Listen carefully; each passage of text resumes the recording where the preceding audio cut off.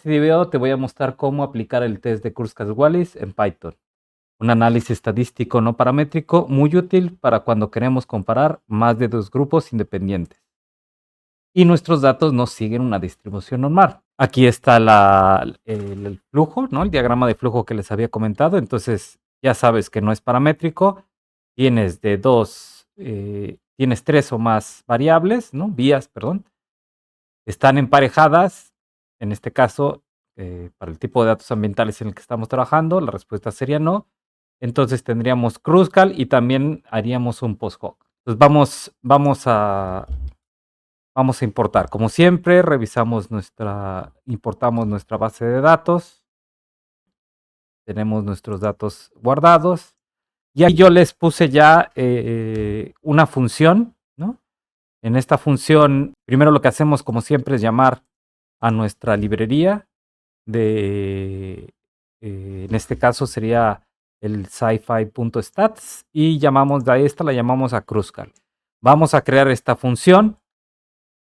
Ahora, aquí pondríamos alfa, ¿no? Otra vez nuestra P, digamos, nuestro valor con el que va a ser evaluado P, y lo ponemos a 0.05. Como siempre, pues si queremos tener más, podemos subirlo, por ejemplo, a 0.1. Esta es una forma interesante de llamar, ¿no? Esta es una forma que tiene Python de llamar a las variables. Habrán de ejercicios anteriores que nosotros poníamos variable 1, 2 y 3 y 4.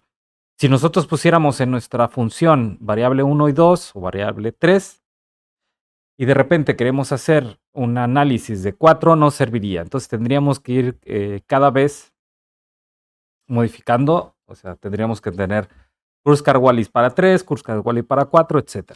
Pues Python nos permite hacer una cosa interesante que es, si uno pone asterisco y después la variable, lo que le decimos a Python es que no le vamos a predefinir el número de variables. O sea, que le podemos pasar 1, 2, 3, n. Entonces, ¿qué va a pasar? Entonces, entran las variables, cualquiera que éstas sean, va a analizarlas con el Kruskal que llamamos previamente, nos daría la variable results. Entonces, results después va a ser impresa, ¿no? Nos va a dar el estadístico H, que bueno, results.statistics, y luego va a imprimir el p-value. Hacemos un chequeo de si es significativo o no, si hay diferencia significativa o no entre los grupos, y para esto hace una comparación de alfa, ¿no? O sea, si p-value de results es menor que alfa, que es 0.05, nos va a decir que hay diferencia entre los grupos, que hay una diferencia estadística, si no, no hay diferencia estadística. Como les digo, de los otros videos, pues uno lo podría hacer directamente aquí e interpretarlo desde results, ¿no? Yo podría haberlo hecho llamando a Kruskal y directamente el Kruskal después de mi llamada. Yo lo pongo todo en una función para que sea más rápida la interpretación. También voy a poner aquí de una vez el post-hoc. En este caso, Sky post-hoc. Entonces, SkyKit post-hoc as SP, ¿no? Esta no viene preinstalada en Anaconda, así que la van a tener que instalar. Ya les pongo aquí el comando para instalarlo. Entonces aquí le vamos a pasar los datos, los grupos, el valor y el ajuste, ¿no? En este caso lo voy a hacer por Monferroni. Chequen en la documentación cuál es la que ustedes necesitan. Entonces, ¿qué va a entrar? Los datos, el grupo, el valor de lo que nosotros queremos hacer y el ajuste. ¿Qué va a sacar? Pues bueno, ya llamamos, nos va a dar los results y nos va a imprimir los resultados. Yo les recomiendo, antes de hacer sus análisis, que siempre hagan sus análisis o sea, siempre hagan sus gráficas, ya sea gráficas de barras y bigotes o, por ejemplo, dependiendo, podrían hacerla de violín. Entonces, vamos a hacerlo en este caso para la alcalinidad total. Esto ya lo vimos de videos pasados. En dado caso de que no lo hayan visto, trataré de dejar la liga en la descripción. Entonces, ¿qué es lo que hace? Bueno, pues estamos viendo, en este caso yo tengo mis 3 grupos, ¿no? Mi grupo del río, de los datos que fueron tomados dentro del río, los datos que fueron tomados en la pluma, ¿no? Del estuario y datos que están en la costa. Aquí podremos ver que al parecer hay diferencias significativas entre el río y la pluma.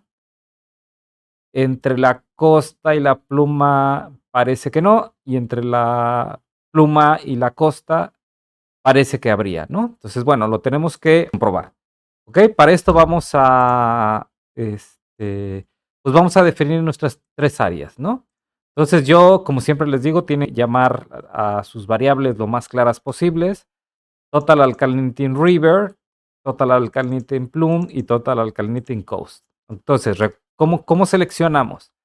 CO2 data, donde CO2 data en área está en river, o sea, CO2 data, o sea, quiero seleccionar de CO2 data, CO2 data, o sea, de mi base de variables, donde mi base de datos en la condición área es igual a pluma, dame la alcalinidad total.